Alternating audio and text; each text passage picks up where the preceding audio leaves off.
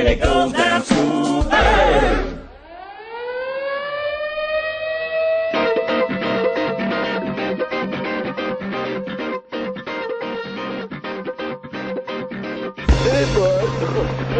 Now it's time for Toker Talk Radio, the voice of the marijuana nation. What are you people? On dope? Where you can toke. I inhaled frequently. Or you can talk. I experimented with marijuana and didn't inhale. Or you can toke and talk. 10 federal criminal penalties for possession of up to 1 ounce of marijuana. While we talk about toke on Toker Talk Radio. So, by the way, when it comes to pot, you know, if you're 40 years old, you live in a log cabin in Oregon, you got 12 giant pot plants in your backyard, have a ball. Live from beautiful Portland, Oregon at Rolla J Studios. Hey, this is great. Just not cannabis. Plus your calls live at 971-533-7111. They're walking on their pants with their cap on backwards, listening to Enema Man and Snoopy Poop Dog. What's to keep somebody from getting all potted up on weed and then getting behind the wheel? Gateway theory doesn't work. It's a reality. Holland, is it real? Don't tease me. We're locking up people that take a couple of puffs of marijuana, and the next thing you know, they got 10 years. And now, here's your host, the guru of ganja graphics, the sultan of sativa statistics, and the worst nightmare of a reefer mad prohibitionist. A polite, perspicacious, productive pothead with a propensity for PowerPoint. Radical Russ Belville. Hey, everybody, welcome. It's Toker Talk Radio time. It's our last hour of the week here on Friday, October 11th. I got all my Halloween decorations up. If you check out the show Instagram account, we're on Instagram now at RBShow420 because some kid stole Radical Russ from me. Some kid got Radical Russ sometime back in March, posted 2 pictures, and since then, we haven't seen a single thing from him. I have a feeling that his mom probably Googled Radical Russ or was wondering why all this pot stuff was coming in for her son and made him cancel it. That's my theory. That's probably it. Oh, the mic needs to be spun around, too, because the back is facing him instead of the front. No, just at the bottom, there's a screw that if you unscrew it, you can twist the entire mic. We got Left Wing Larry coming down here, and so Brian's not that. At the base where the mic plugs in, there is a place to spin it around.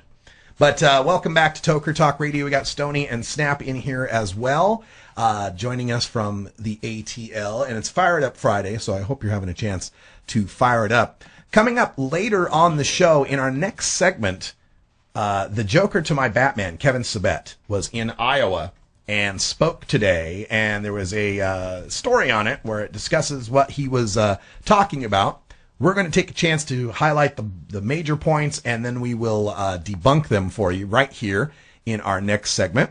Also, coming up a little bit later, we're going to take a look at more debunking. Policy Mike has looked at the White House's official stance on marijuana and has debunked its points. We will give you a look at that so you can use them as well. And we've got an amazing speech from Ethan Nadelmann, the head of the Drug Policy Alliance, who's going to be showing us, explaining why the war on drugs is such a pathetic failure. So let's welcome into the room here. We got Left Wing Larry. Is your mic working now there? I think it's working now. I think you're in there. All right, so we'll get that boosted up. And when we come back, we will get into some of that discussion. And by the way, someone in the chat room was asking what this song was. The Bob Your Head song. It's called Effin' Head. F''N, Effin' Head, Psychedelia version, and it's by a band called The Chain Gang of 1974. They've got a new album out. You can check them out on Twitter at The Chain Gang of 1974. Take a break. Be right back.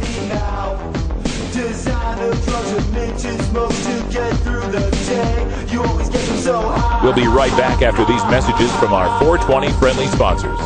Support these advertisements because their ad money goes straight to the Russ Belville Show.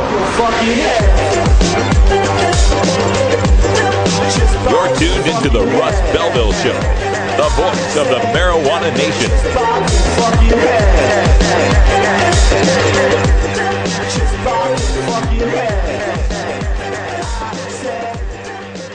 Tokers and Tokettes, Radical Russ here to introduce you to my friend Matt and all the staff at Lush LED Lighting. Growing plants indoors can be a rewarding hobby, but electricity bills can go through the roof. Then you have to cool down all those big hot lights. It can drive a grower insane. With Lush LED Lighting, you can solve many of these issues and double your rewards. If you thought LEDs were meet the tech of today, Matt and his scientists have developed the perfect light for flowering plants with far less cost and heat. And the results? Let's just say I appear at a lot of events with the masters of indoor horticulture, and the harvests I saw from Lush LED Lighting were big, tight, sticky, and very effective. Check out LushLEDlighting.com right now and tell them Radical Russ sent you. Double your rewards and lower your expenses with Lush LED Lighting. I'm Radical Russ Belville, and I want to thank you for listening to 420 Radio. We couldn't survive without you and our sponsors, and I'd like you to check out one of our prime sponsors, the National Cannabis Coalition. I've been working with NCC since June of 2012, and I'm proud to be part of the team they have assembled. National Cannabis Coalition is building the partnerships with reformers, lawmakers, and industry we need to be successful. Visit the National Cannabis Coalition website at nationalcannabiscoalition.com or the easier-to-remember ncc420.com. That's where you'll get the exclusive first look at my radical rants, as well as informative articles from the nation's top cannabis pundits. Visit ncc420.com today, and if you have your phone handy, text Russ to 420-420 to support NCC and 420 Radio. It's a free text message that helps us help you end adult marijuana prohibition.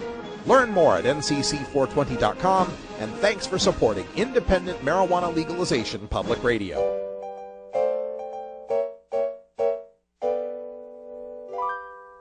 Oh, Iowa lot to Iowa pot. Iowa grown and grand. I never knew such beautiful boo. Grew in this groovy land I'm in, and I'm indebted indeed to wonderful weed. Iowa raised and born. Oh, Iowa lot to Iowa pot. And that's not just Iowa corn. Well, I never cared much for domestic. I would always be turning it down. But I just smoked a joint so majestic, so fantastic. It's the best stick in town, and it blooms in this Midwestern section. And there isn't a glimmer of doubt it could shake a Jamaica connection, 'cause it's cheap, deep, and far bleeping out. Oh, Iowa lot to Iowa pot. Iowa grown and grind. I never knew such beautiful boo. Grew in this groovy land I'm in, and I'm indebted indeed to wonderful weed. Iowa raised and born. Oh, Iowa lot to Iowa pot, and that's not just Iowa corn. Contraband from the land across the border is El Ropo and risky to get, while of course the exotic importer takes your order from his private jet. So just keep your Colombian ripoff and your shady Canadian scene, 'cause I'd sooner be singeing my lip off on some straight, great Iowa green. Everybody sing Iowa lot to Iowa pot. Iowa grown and ground. Beautiful boom. Grew in this groovy land I'm in, and I'm indebted indeed to wonderful weed. Yes. Iowa raised and born. Okay, everybody, shut up. Oh, I owe a lot to Iowa. And that's not just Iowa corn. No, that's not just Iowa corn.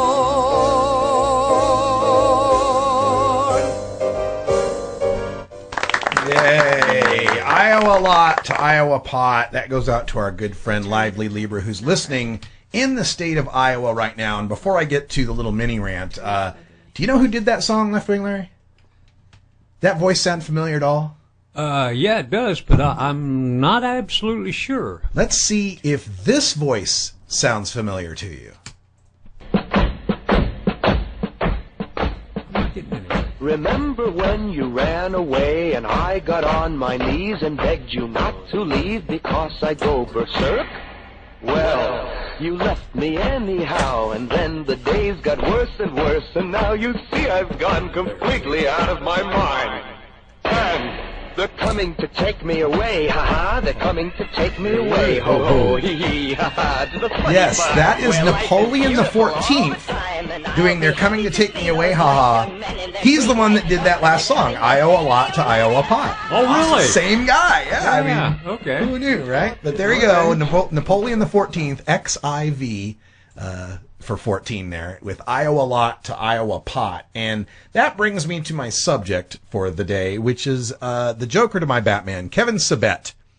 Kevin Sabet was in Iowa today, speaking, this was covered in the Globe Gazette, and speaking in Mason City, Iowa today. And, of course, Kevin Sabet had to tell everyone in Iowa how dangerous, of course, this drug is for the children. Won't you all just think about the children?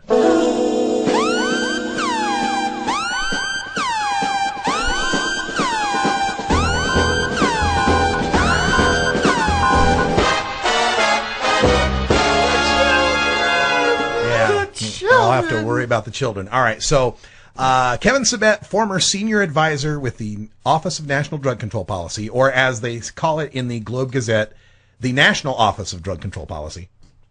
Whatever. Here's his first point, and I'm glad we got Left Wing Larry here for this one. The marijuana being used today is not the marijuana of the 1960s. Oh, no, it's definitely not. Definitely not. I agree with that 100%. Sabet says the potency of marijuana has tripled in the last 15 years and is 5 times stronger than the hash and weed of the 1960s. Where is it? I'd like to know where he's getting his pot. Where can we find some of that? Hook a brother up. Here's the first part that's wrong with that statement is THC was only discovered in 1964 by Dr. Exactly. Raphael Mechoulam. Mm-hmm. The procedures by which they could test the potency of the THC within the cannabis didn't develop until a while after that, and weren't really in place and reliable until the 1970s. Right. It was after the research at the University of Virginia. Right. Done by under Nixon. That's right. And then the weed that they then tested in the 70s from the 1960s had been sitting in evidence lockers in hot, dry conditions with the THC degrading in it. Right. So they take that as their baseline, some degraded weed from the 60s that they test at 1 or 2% THC, and then they compare it to an average bud today at 10% and go, oh my God, it's 5 times stronger. Oh my God. That's because the stuff they were testing was not Sensimilla either. That's another thing. That's another thing. The growing method is changed an awful lot. Now with Sensimilla, without seed, it's changed dramatically. Yeah, people don't realize that when the plant gets pollinated, the flower gets pollinated by a male, it takes a lot of the energy that goes into making the potency and the trichomes and converts that into the energy to make a seed. So, it reduces the potency quite spectacularly depending on how many seeds are generated on a single bud. So, yeah. And so we do have better cultivation techniques, and we do have better breeding techniques to bring out THC, much like you might breed puppies to bring out a certain trait. Exactly. Right? Yeah, and now we're not just breeding. Now that it's more legal, we're focusing on broader aspects. We're not just looking to get high, Kevin. We're looking to increase our CBDs. We're looking to increase our CBCs. We're looking to increase our THCV and THC, our CBGA, and get all sorts of cannabinoids. They need in there to test some of the Charlotte's Web. There you go. That's right. Like today's weed is so much more potent. Really, test the Charlotte's Web. It's like 1/5 as potent as anything that you got. In respects to THC, exactly. But now in respects to CBD, it's higher. probably on par with what was probably back 20 then. times. Yeah. But the point is that the potency thing, first of all, is a bit of a myth, because I'm willing to bet, Larry, that you and your buddies in the 60s and 70s managed to get a hold of some fine sensimilla that knock on your ass. You're exactly right. I'll never forget the first time I was ever high.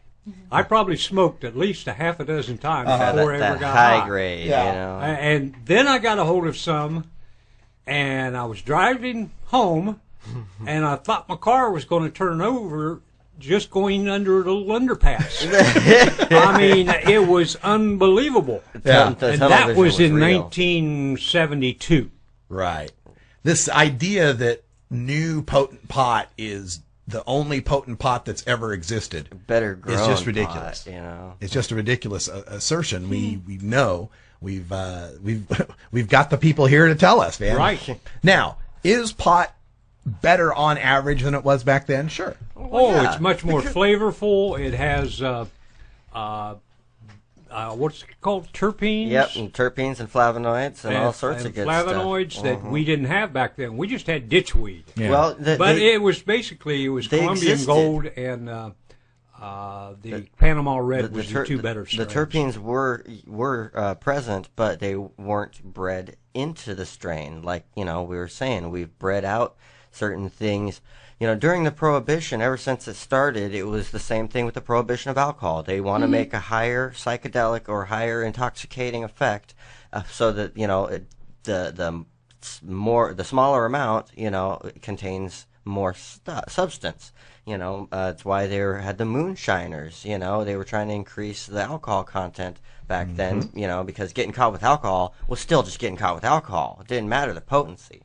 And that's why now these oil slick containers with hash oil in them yummy. are so popular these days, because it's a lot easier to carry this around than a big stinky bag of weed. Yeah, exactly. and like the vape pen. It's And a the lot vape pen. easier to carry around the pen than it is to carry around the torch and rig. Exactly.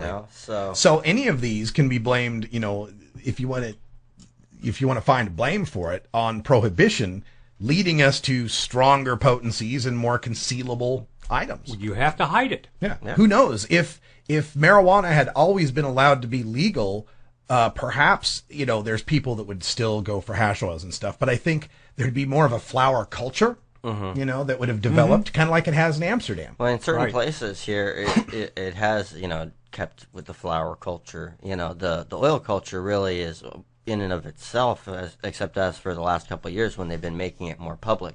Which I'm okay with. I love the dabs, but Well, the primary they're not for thing we should get everybody. across to people here is that the argument about potency is an irrelevant argument because of the self-titration and near immediate effect you get from cannabis. The reason more potent alcohol or more potent pills are more dangerous is because there's that time lapse between the time you take it and the time you feel it. You pop 3 or 4 pills, and it's 20 minutes or 30 or 40 minutes before you go, oh, shit, that was one too many pills. Right? Exactly. Yeah, Same with shots of alcohol. But with cannabis... on the cannabis side of it, we have these medibles now. That happens with medibles. That's why I don't usually use medibles. Because I don't want to be surprised. I want to know how high I am. Something that people really need to keep in context is that when you ingest, it's a lot different effect in the duration and the onset than when you inhale or combust. That's right. So be careful with the edibles and the tinctures. Very careful. Be someplace safe when you're doing edibles or tinctures or capsules. Because don't always know how it's going to affect you, and it does take a lot longer to onset because it takes longer for the molecular structure to break to the 11 Ku, I think it is. Yeah. And the primary thing that we should just emphasize is that the potency is irrelevant because you get immediate feedback. If you're smoking or vaping, you immediately feel how high you are, and if it's enough, you stop, and if it's not enough, you continue. So if you have a higher potency product, you just won't use as much when it comes time to getting that high. That's actually harm reduction if we're talking about smoke and allowing people to get the same result with less smoke. We'll do more Sabet debunking, but when we come back, I've got this amazing speech from Ethan Nadelmann on the failure of the war on drugs and a new way forward. So stick around. It's 420 Radio. The law offices of Omar Figueroa would like to remind you to stand up for your rights. Please do not give up your precious liberties. There's nothing wrong with standing up for our constitutional rights, and in fact, it's the only way to honor the Constitution that recognizes our natural rights. Treat law enforcement with respect and respect the Constitution by standing up for your rights. If you are detained or arrested, stand up for your rights by repeating, "I respectfully invoke all my legal and constitutional rights. I do not consent to any search and seizure. I want to remain silent, and I want to speak to my attorney, Omar Figueroa." Omar Figueroa has more than a decade of experience in federal and California courts and graduated from Yale University, Stanford Law School, and Trial Lawyers College. Please contact the law offices of Omar Figueroa at 415-489-0420 or 707-829-0215, or on the web at www.omarfigueroa.com.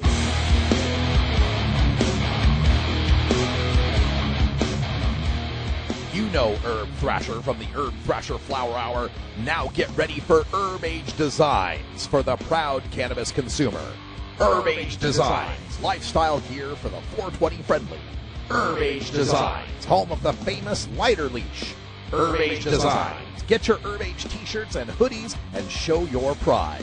Herb Age Designs, we've got frisbee golf discs and durable hemp gear. Herb Age Designs, we've got shot glasses, drinking glasses, coffee mugs, and beer cozies. Check us out on Facebook and online at herbagedesigns.com, and follow Herb Age and Herb Thrasher on Twitter. We'll see you at this year's Hemp Fest. Crank it up!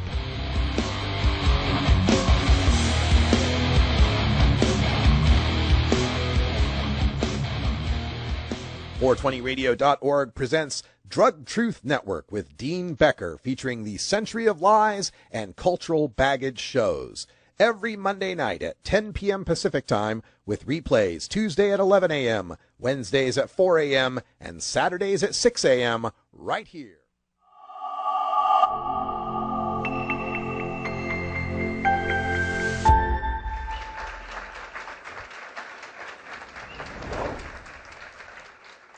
What I want to try to do in the minutes I have here is to provoke you to think about new ways of dealing with drugs, psychoactive drugs in our society. My basic view is that we're not doing a very good job of dealing with that, although we're beginning to move in the right direction. But the first thing I need to do is to just get a little bit of a read on all of you. So if I could just start off and just, raise your hands if you could. How many of you have ever smoked marijuana? Raise your hands. Higher, please, higher. I don't mean higher. I mean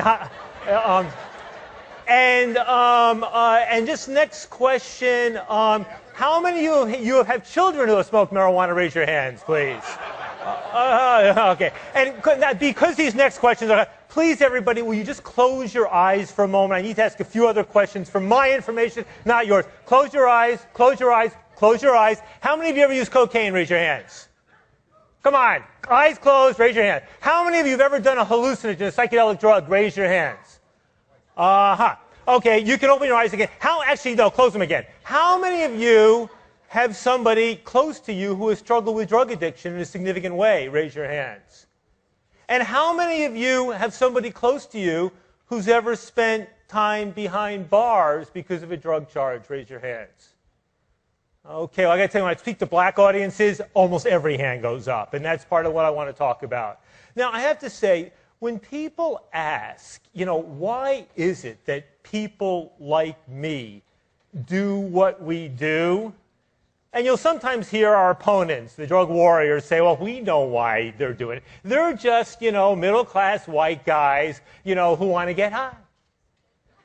And you know what I say to them? There's a little truth to that.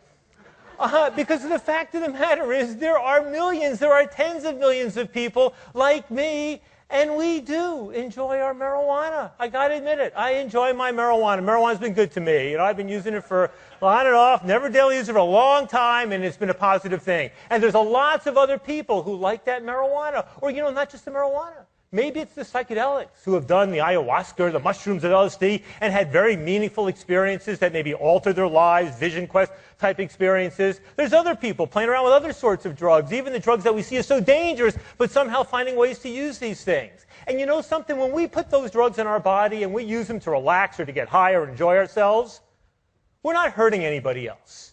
And we feel that this is none of the government's business, what we are doing. That this is my personal right, my personal freedom as a human being, a thinking human being living in a free society. It is not my employer's business. It is not the government's business. Get your hands out of my body. Leave me alone. That's the way we feel about this. But I got to tell you, the drug policy reform movement that's growing is not just people who like their pot and like their psychedelics and all that. We're also the people who have seen the worst that drugs can do. We're people who grew up looking at our parents, alcoholics, cleaning up their puke on the living room floor. We're the ones who have lost our kids to overdoses and seen our brothers and sisters with HIV or dying or dealing with hepatitis C or whatever it might be. We're the ones who have that addiction gene running through our family and are scared shitless that maybe this will hit our kids as well. Right? We're the ones who really do wish that we could create a drug-free society, that really would be our vision. But who nonetheless believe that no matter how terrible drugs are, that the war on drugs is no way to deal with the reality of drug addiction in our society. And you know what else we are? We're also the people who don't give a damn about drugs. I mean, maybe, we'll have our kids on Ritalin, our wife's on Prozac, grandpa's using Viagra, but we don't consider ourselves drug users, right? And we don't particularly think about it that way. But we're people who come to this issue for different reasons. Why? Because we can't stand the fact of living in a country like ours, which leads the world when it comes to incarcerating our fellow citizens. Because we can't stand the overwhelming racism of the war on drugs. Because we're libertarians who believe that the government should not be involved in regulating or criminalizing in this area. Because we're people who believe that doctors should have the right to share with patients and make the recommendations about what medications they should take. Because we're people who believe that the U.S. government should not be spraying chemicals over foreign coca and opium and marijuana fields in order to eradicate those things. Because we're people who don't like our federal and state and local government spending $50 billion a year on a failed war on drugs. Because we don't like the government being involved in using undercover operations and surveillance and all of these intrusive techniques in order to weed out every sort of druggie that exists in our society. Because we don't like the hypocrisy that enters into our society when we have a war on drugs and zero tolerance policies. Because we can't stand the classism and racism that drives this war on drugs in our society. So when people ask me, who is this growing drug policy reform movement? Who are the members of my growing drug policy alliance, this organization leading this movement? You know what I say? I say we're the people who love drugs, we're the people who hate drugs, and we're the people who don't give a damn about drugs. But every one of us believe that the war on drugs is not the way to deal with the reality of drugs in our society. That's the movement that's emerging today. Now, some people say, what does drug policy reform mean?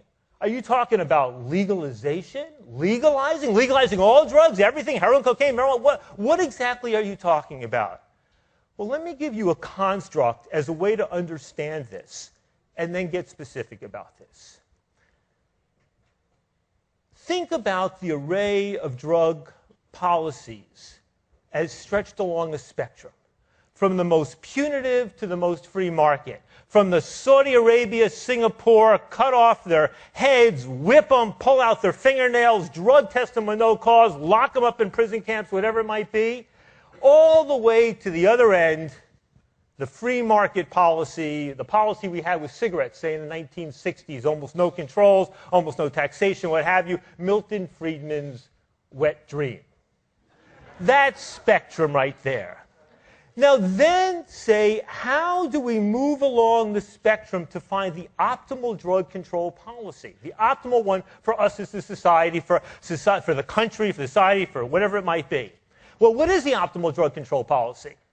I define it in this way. I say the optimal drug control policy seeks to do two things. First, it seeks to reduce the harms associated with drugs, with drug use. It seeks to reduce the addiction and the disease and the suffering and the crime and all of the things that rip apart individuals and families, the stuff that Jeff described earlier, all of those sorts of things.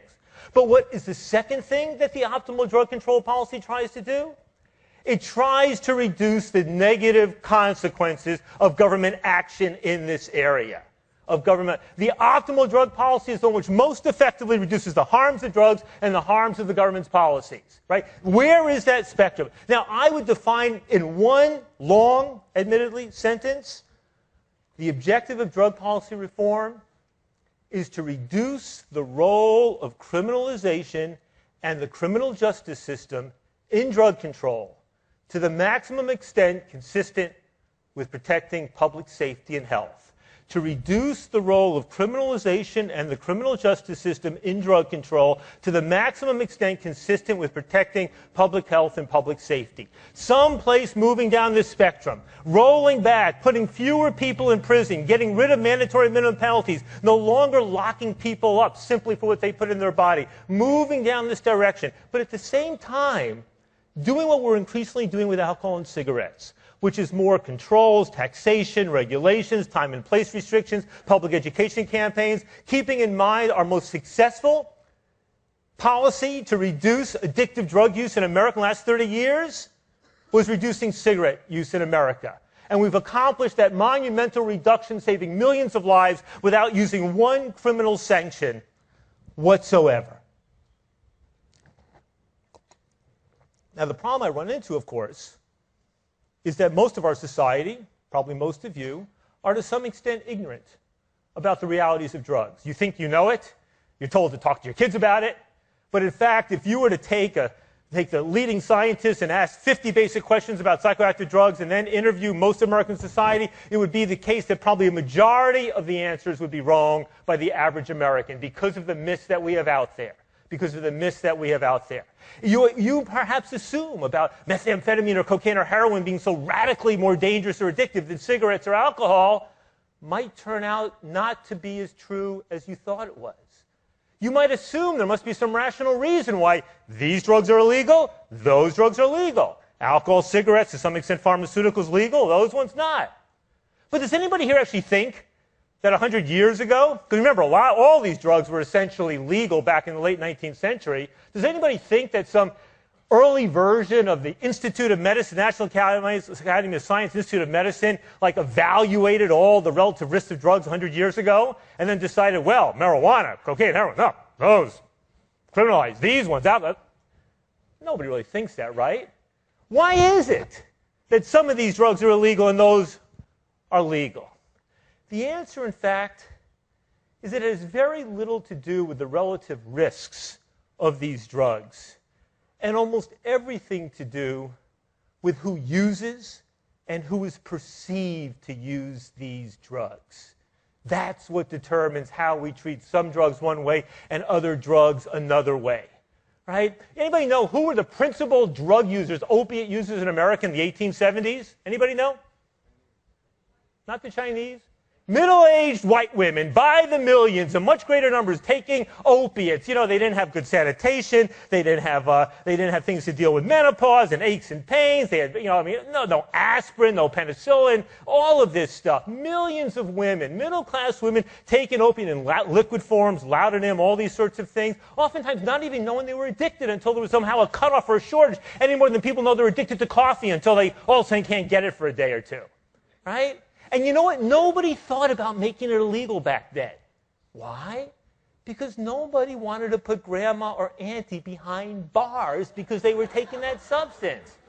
But when the Chinese started coming here in the 1870s and 80s and bringing that tradition of smoking the opium after a hard day at work and working the railroads and all this sort of stuff, that's when you got the first drug prohibition laws in Nevada and California directed at the Chinese. The fear about what would those Chinamen do to our precious white women, luring them into their opium dens and addicting them and turning them into sex slaves. The first anti-cocaine laws were in the South 100 years ago, directed at black men working on the docks. Right? And the fear being, what would those men do when they took that white powder up their black nose and lost control and forgot who they were in our society and what they might do, of course, to our white women. The first anti-marijuana laws in the Midwest and the Southwest in the teens and the 20s directed at Mexican Americans, Mexican migrants, coming up, taking good jobs from the good white people, going back home, smoking up a little of that reefer. You know, la cucaracha, right? You know? And the same fear about what would those little brown men be doing to our precious women and children. Even alcohol prohibition, quite frankly, was to some extent a cultural conflict between the white Americans and the not-so-white Americans, right? The white Americans coming from Northern and Western Europe in the late 17th, early 18th century, and the not-so-white Americans flooding into America by the millions in the late 19th, early 20th century, just like the Mexicans and Central are today, with all the fears that it brought, and bringing with them their beer and their vino and their Schlivowitz. That's what it's been about. That's what it's been about. I'll tell you this. If the most popular drug among older, wealthy white men were cocaine, and the most popular drug among young black men were Viagra, Viagra would get a 20-year mandatory minimum, and cocaine wouldn't be so bad. It's important to understand that. It's important to understand the element of race that drives this thing. Part of what drives me, most of all, is not this liberty issue, this human rights issue. I mean, I do regard myself as first and foremost a human rights activist who happens to work in this area. But what drives me is the humiliation of living in our country, our United States of America, which leads the world in per capita incarceration rates, which has less than 5% of the world's population, but almost 25% of the world's incarcerated population, which has a rate of incarceration higher than any democracy in history, and which locks up black people at rates that make the apartheid in South Africa look like child's play, that exceeds the rates of incarceration in the Soviet gulags of the 30s, 40s, and 50s. That is not right. And as we've increased our incarceration population fourfold since 1980, we've increased our drug violators, the ones that Jeff mentioned before. Remember, 5 or 10 white-collar violators and 1,500 drug dealers also engaged in nonviolent crime, right? We've increased that number tenfold, from 50,000 to 500,000 people. We lock up more people on drug charges in America than all of Western Europe, by which I mean the original EU locks up for everything. And their rates of drug use and nonviolent crime aren't that different than ours. So change needs to come. Now, what does that change mean? First and foremost, marijuana. Marijuana is a drug. It can be problematic.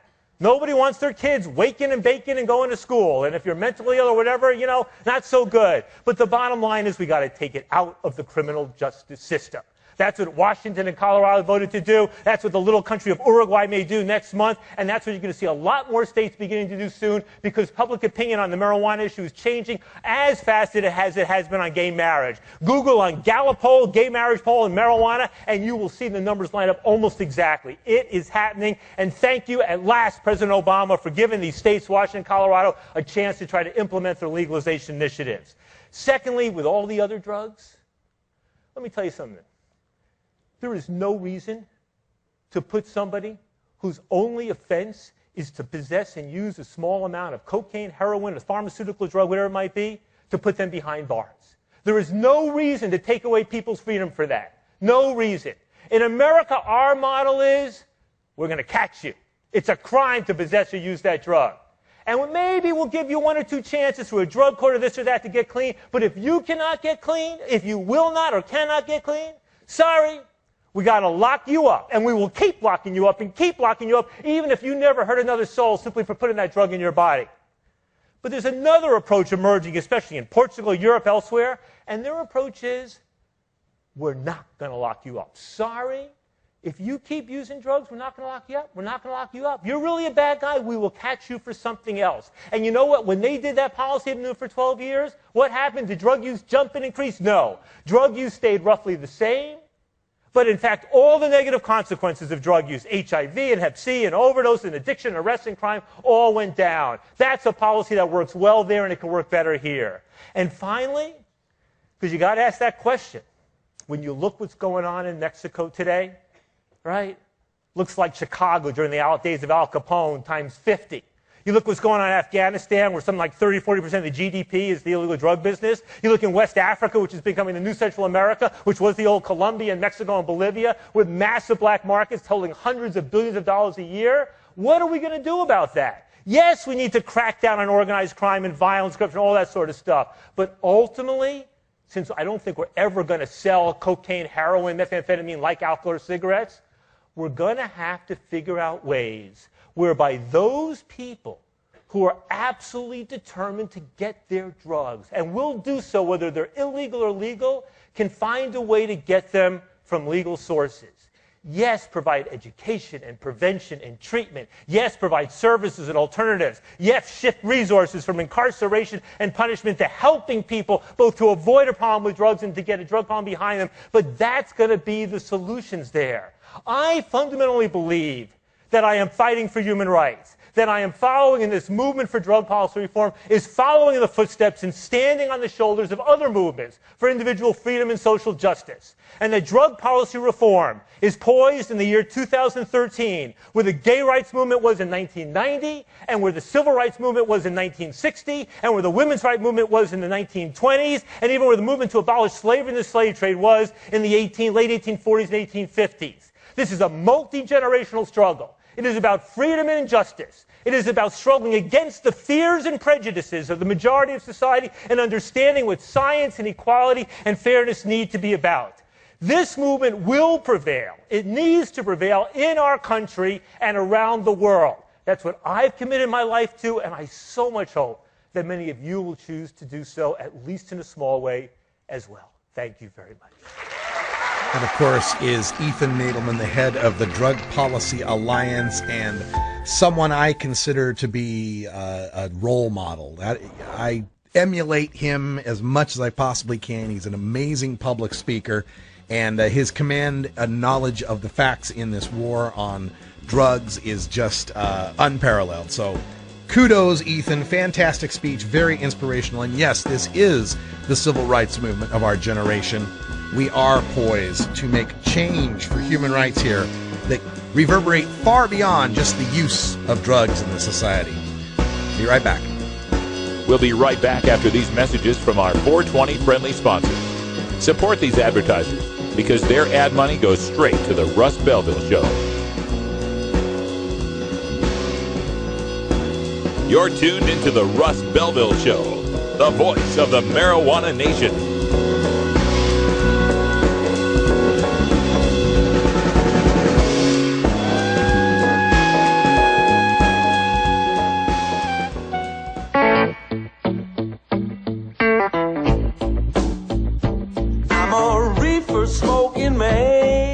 Wood Pipes Smoke Shop and Speakeasy is your source for cannabis community gear in southern Wisconsin.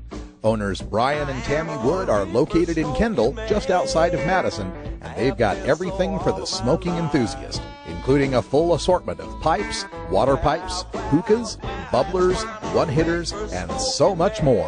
They're open noon to 8 p.m. Monday through Saturday and can help you with your detoxification therapies as well. Call 608-466-7473 or email woodpipes@yahoo.com for more information. That's 608-466-7473 or email woodpipes@yahoo.com. And as always, go pack go.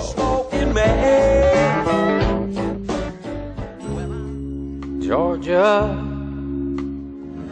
Hi, this is Willie Nelson, and I need your help. Alcohol prohibition didn't work in the 20s, and marijuana prohibition isn't working today. It's time we stop arresting law-abiding citizens because they prefer marijuana over alcohol.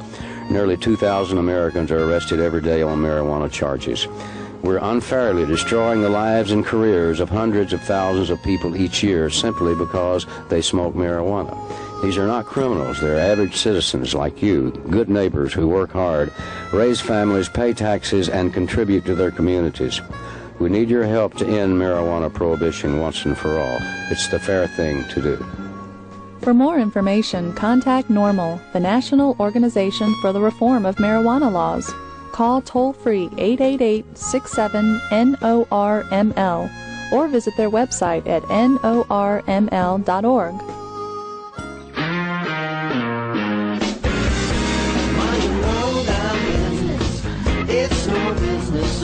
That's right. Mind your own damn business.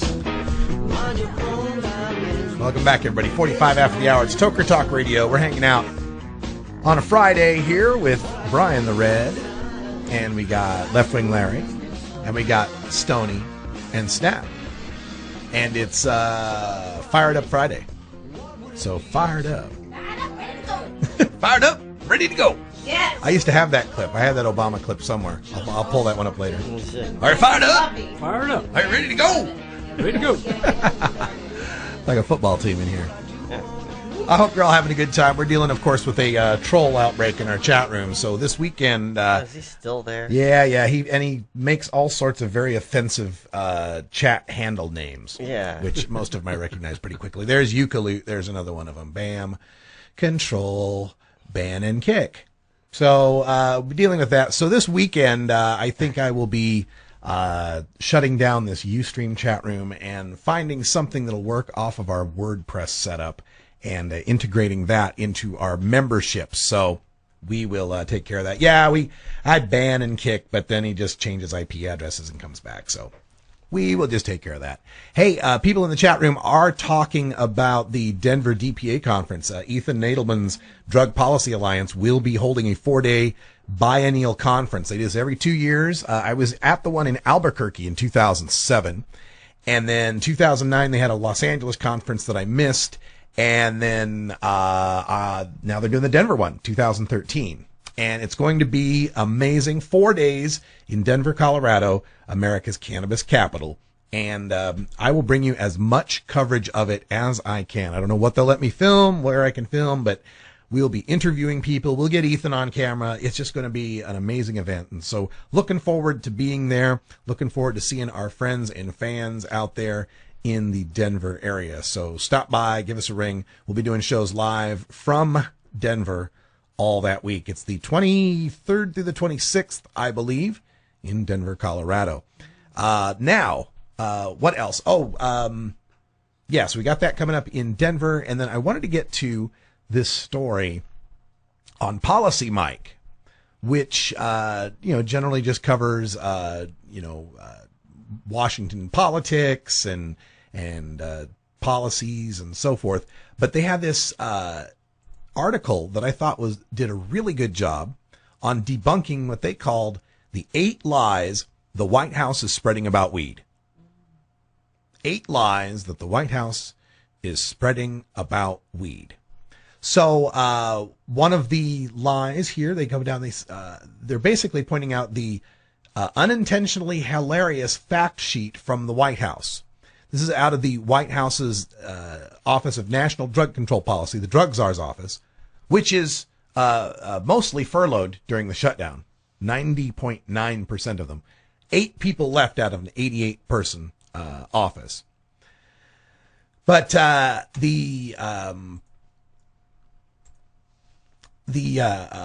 fact sheet has 8 different facts that they took time to debunk here, which is a lot of stuff that, we see in drug reform stuff, but seeing this being done and printed in mainstream policy websites that are generally relegated to folks that are, political wonks is some great stuff. And so first of all, the first thing they picked out of the list was the White House's claim that the downward trend in youth marijuana use during the late 1990s has ended. Not surprisingly, this increase coincides with a softening of youth attitudes about the risks of marijuana. Here's what they come back to say is that people are just realizing that the facts aren't on prohibition's side. And this is something I've pointed out many times as well. When you look at the graph of youth use of marijuana, it peaks in the late 1970s. It actually got as high as almost 60% of high school seniors had tried marijuana at least once. And those people used at rates up to 60%. It started to decline and declined rapidly once you hit Reagan, and declined all the way down to as low as about 36% by 1992. And this, of course, was the just say no, drugs are bad era, with the White House putting out ads with the fried egg. You know, this is your brain on drugs. Nancy Reagan showing up at Arnold's school on different strokes. I mean, this is some hardcore demonization of drugs and marijuana use. And it worked in the short term. People were scared as hell. And there's also a lot of demonization. You know, you got to also think of the context of the times. In the Reagan era, it was kind of mourning in America, and the implied assumption there was the 70s were this nightmare we were waking up from. Vietnam and Watergate and malaise and inflation and Carter and Iran hostages and oh God, and bell bottoms and whatever the hell, right? And drugs. And we're getting all over that. And we're waking up again in America, the morning in America that Reagan sold to everyone. So part of that was a rejection of the hippy dippy flower child peace and pot ethos of the 60s and 70s. And yeah, there was this massive societal disapproval and less use of marijuana. But so much of that was built on the demonization of marijuana by scaremongering tactics that just weren't true. And what you also have at the beginning of the 1990s is the evolution of the beginnings of what would lead to the internet, people becoming more connected, and of course, Bill Clinton coming into office. The youth perceptions of the dangers of marijuana are just that, perceptions, and perceptions can be shaped. When Ronald Reagan came into office, one of his quotes was, "We now have absolute proof that smoking even one marijuana cigarette is equal in brain damage to being on Bikini Island during an A-bomb blast." It's so shocking I've actually memorized the quote. I can say it word for word. So dumb. And that was what was being fed into my generation growing up in junior high. He said that when I was in 7th or 8th grade. Right? So marijuana, demon drug, terrible thing. That will shape a generation's perceptions. Especially, you know, myself being in rural Idaho, not a lot of access to marijuana. Never really saw it until I was out of high school. So, yeah, it was easy to demonize, and therefore the perceptions of it are going to be far worse. As the 90s come along and you start to get more people starting to talk about the medicinal uses, more people starting to make fun of the egg, you know, the frying pan egg commercials, and more realization that cannabis was really not that harmful and in many ways beneficial, perceptions changed and use went up. Well, of course, they don't think it's now the demon drug that's going to be like an A-bomb blast. Sure, their perceptions are going to change. But that in no way is a causal relationship to why people use drugs or not. Why people use drugs is a very multifaceted thing. It has a lot to do with poverty. It has a lot to do with where you're from. It has a lot to do with societal influences and so forth. So they immediately debunked that one. That was very nice. The number two fact that they had here from the 8 lies that are being spread. Proposals such as legalization that would promote marijuana use are inconsistent with this public health and safety approach. Well, what is the public health and safety approach? They point out if you're denying people with cancer and HIV/AIDS access to medical marijuana, you're not going to, that's not much of a public health approach, right? And also, if you consider that every government in the world that has ever put together a study on what we ought to do about cannabis has always come to the conclusion that at worst it should be decriminalized. At worst it should be you just get a fine, you can't grow it, you can't sell it, but if you're caught with it, we'll just fine you. That's the worst it should be, and a lot of them come back and say it just should be legalized and regulated and taxed every time they study it. The number 3 lie that they pull up here is legalization would lower price, thereby increasing use. Well, what most likely will happen is what happened after alcohol prohibition, and that is government can now tax it. And the prices don't necessarily fall too far because they just tax it high enough to keep the prices high to some extent. But then right after saying legalization would lower price and increase use, they turn around on number 4 point and say, and because drug use is sensitive to price, especially among young people, higher prices help keep use rates relatively low. Well, wait a minute. You've kept the prices high during Prohibition and use rates have gone up. So the actual history and statistics kind of belie what you just said there. Number 5 point that they bring up, marijuana intoxication, which by the way is a misnomer. Intoxication contains the word toxic. Marijuana is non-toxic. It's a euphoriant if you want to be accurate. But anyway, marijuana intoxication can cause distorted perceptions, difficulty in thinking and problem solving, and problems with learning and memory. That sounds like Congress, actually. Jesus. Yeah, difficulty in thinking and problem solving and problems with learning and memory. Folks, I am monitoring a chat room and banning various sock puppets of a particular troll, reading through a story, managing a soundboard, talking on the microphone, and keeping my eye on the clock all at once while high on hash oil and dabs. So, God, imagine how good I'd be at this if I were sober. Oh. Number 6. Our experiences with even tightly regulated prescription drugs, such as OxyContin, shows that legalizing drugs widens availability and misuse even when controls are in place. Well, wait a minute. So you're saying that you'd have more control over Oxy if it were illegal? Or are you saying that marijuana is like OxyContin? Because neither of those statements are true. Very straw man argument there. Couldn't be any different. The reason that OxyContin is tightly regulated and very much abused is because it's addictive as hell. It's very, very addictive, folks. Number 7, legalization would further burden the criminal justice system. Further burden the criminal justice system.